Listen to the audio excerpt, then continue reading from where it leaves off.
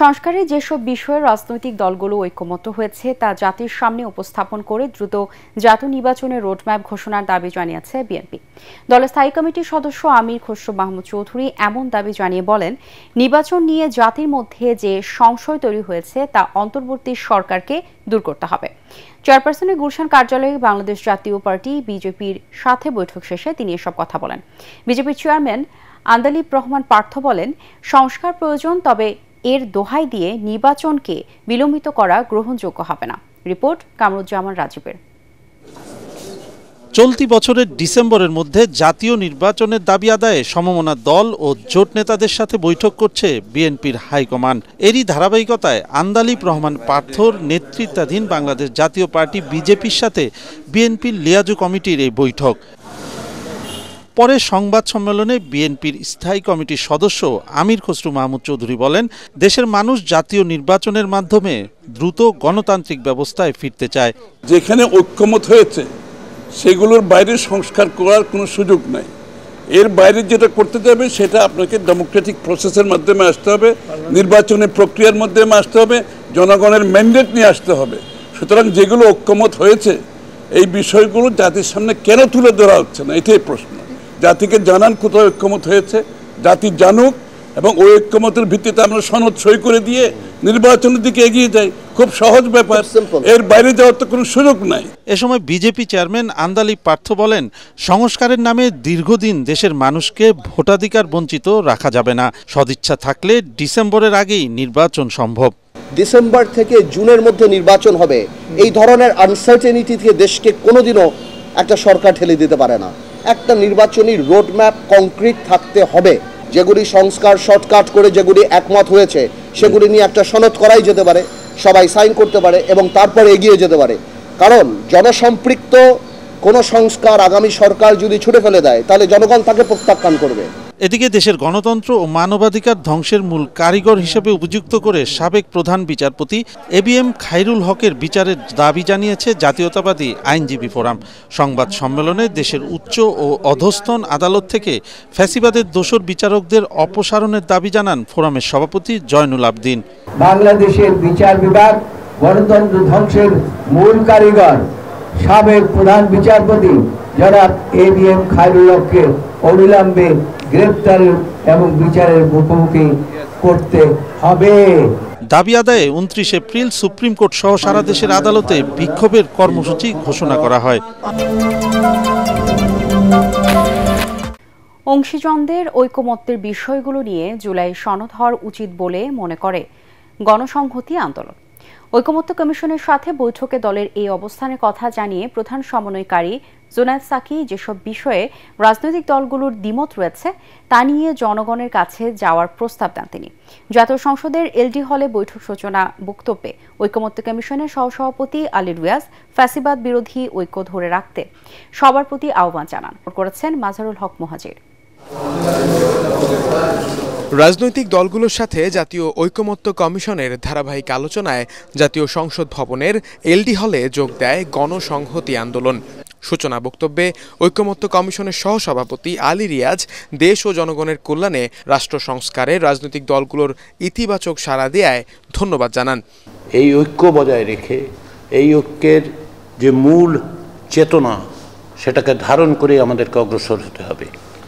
এটা শুধুমাত্র আমাদের অঙ্গীকার না, এটি আমাদের দায়।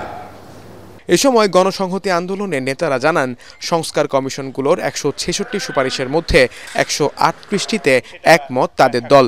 রাজনৈতিক দলগুলো যতটুকু ঐকমত্য হচ্ছে তার ভিত্তিতেই রাষ্ট্রের নতুন বন্দোবস্তের সূচনার আহ্বান জানান দলের প্রধান সমন্বয়কারী জুনায়েদ সাকি।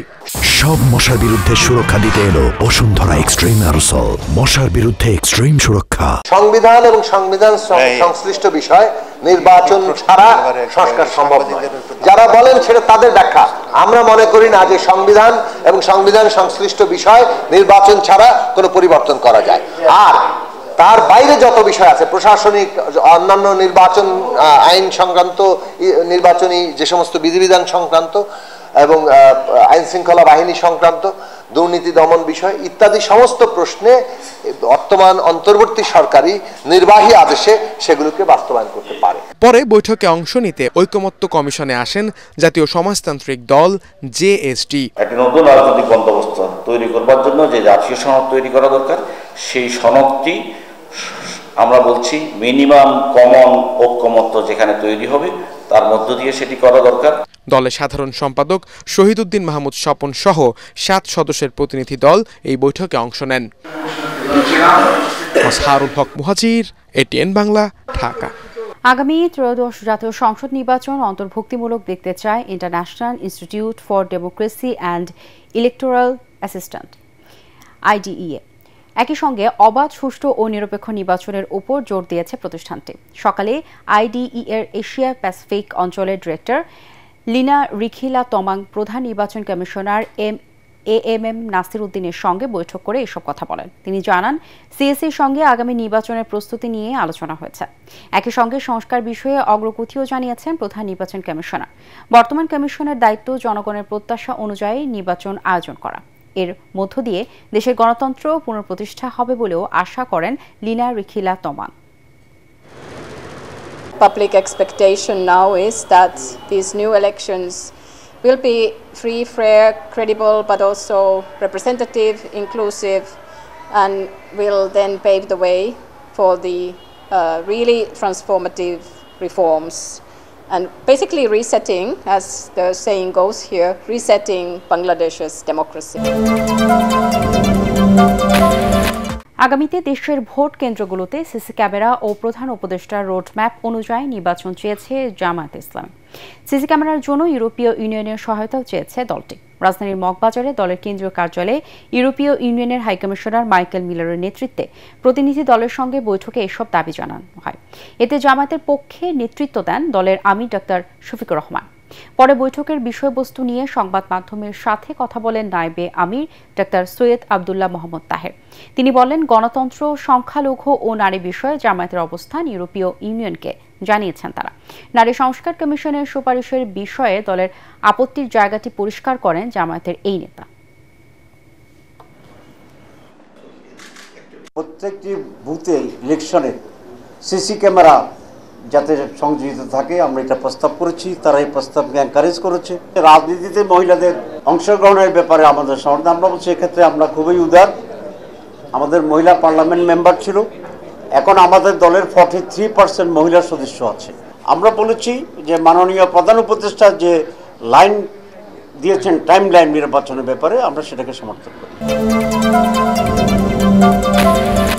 এসি বন্ধ করেই সচিবালয়ে সংবাদ সম্মেলন করলেন বিদ্যুৎ উপদেষ্টা ফাউজুল কবির খান। জানান, এত বিদ্যুৎ দেওয়ার সামর্থ্য নেই সরকারের। এবার দেশে বড় ধরনের লোডশেডিং হবে না এবং সহনীয় মাত্রায় সমান লোডশেডিং থাকবে গ্রাম ও শহরে। এদিকে বরিশাল ও খুলনা অঞ্চলে ব্যাক আউটের কারণ বের করতে 8 সদস্যের কমিটি গঠন করেছে মন্ত্রণালয়। প্রতিবেদন দিতে হবে 1 সপ্তাহের মধ্যে। রিপোর্টে জানাচ্ছেন মাহবুব কবির চপল। বৈশাখের ভ্যাপসা গরমে এসির সাথে ফ্যান ছেড়েও মিলছে না স্বস্তি। শীতাতপ নিয়ন্ত্রিত যন্ত্রটি এখন বিলাসিতা নয়, প্রয়োজন। কিন্তু এ বাস্তবতা মানতে নারাজ বিদ্যুৎ উপদেষ্টা। দাবি করেন তিনি এসি ব্যবহার করেন না, তাই সংবাদ সম্মেলন করলেন এসি বন্ধ রেখে। আমি কিন্তু এসি ব্যবহার করি না, বুঝছেন। আমাদের তো আসলে সেই সামর্থ্য নাই। এই সত্য কথাটা তো আপনাকে কেউ বলে না। যে হারে আমরা এয়ার কন্ডিশনার দিছি সেই হারে তো আমাদের বিদ্যুৎ দেওয়ার সক্ষমতা নাই। আমাদের যদি ইভেন সক্ষমতা থাকে, উৎপাদনের সক্ষমতা থাকে, আমাদের আর্থিক সক্ষমতা তো নাই। জ্বালানি ও বিদ্যুৎ উপদেষ্টা দাবি করেন দেশের কোথাও বড় ধরনের লোডশেডিং হচ্ছে না। প্রায় 18,000 মেগাওয়াট চাহিদার বিপরীতে উৎপাদন হচ্ছে 16,500 মেগাওয়াট বিদ্যুৎ। আমরা এই লোডশেডিংটাকে সহনীয় পর্যায়ে রাখতে চেষ্টা করব। আরেকটা হচ্ছে যে এটা আমরা সমানভাবে বন্টন করার চেষ্টা করব শহর আর এর মধ্যে, এবং এটা আমি আজকে থেকে পার্সোনালি মনিটর করব। তেল ভিত্তিক বিদ্যুৎ কেন্দ্র কিছুটা চালাচ্ছি, কিন্তু পুরো দামে চালাচ্ছি না। কিন্তু যখন আরও যদি ডিমান্ড বাড়ে তখন আমরা তেল ভিত্তিক বিদ্যুৎ কেন্দ্র আরও চালাবো। শনিবার বিকেলে বরিশাল ও খুলনা অঞ্চলের ব্ল্যাক আউটের বিষয়েও কথা বলেন উপদেষ্টা। জানান, 2টি গ্রিডে সঞ্চালন লাইন জোড়া লেগে 21 জেলায় বিদ্যুৎ বিভ্রাট হয়। এটি যান্ত্রিক ত্রুটি নাকি নাশকতা তা বের করতে বুয়েটের অধ্যাপক আব্দুল হাসিবকে প্রধান করে ৮ সদস্যের তদন্ত কমিটি গঠন করা হয়েছে, যারা রিপোর্ট দেবেন ৭ দিনের মধ্যে। Aminbazar Gopalganj double line circuit লাইনে একটা ফল্ট হয়েছে। ফল্ট মানে হচ্ছে দুটো তার একত্র হয়ে যাওয়া বা কাছাকাছি হয়ে যাওয়া, এটার ফলে কিন্তু এই জিনিসটা হয়েছে। এই কমিটির যে কার্যপরিধি হবে গ্রিড বিপর্যয়ের কারণ নির্ণয়, গ্রিড বিপর্যয়ের ক্ষেত্রে ব্যক্তি বা প্রতিষ্ঠানের দায় নির্ধারণ, ভবিষ্যতে গ্রিড বিপর্যয় পরিহারের লক্ষ্যে সুপারিশ প্রদান। কমিটি আগামী ৭ দিবসের মধ্যে সুপারিশ সহ প্রতিবেদন দাখিল করবে। উপদেষ্টা জানান, মেট্রো রেলের বিদ্যুৎ বিভ্রাটের কারণ বের করতে গঠন করা হয়েছে আরও একটি তদন্ত কমিটি। গ্যাস সংকট দূর করতে আরও এলএনজি আমদানির উদ্যোগ নেওয়া হয়েছে। বাড়তি এলএনজি আনবো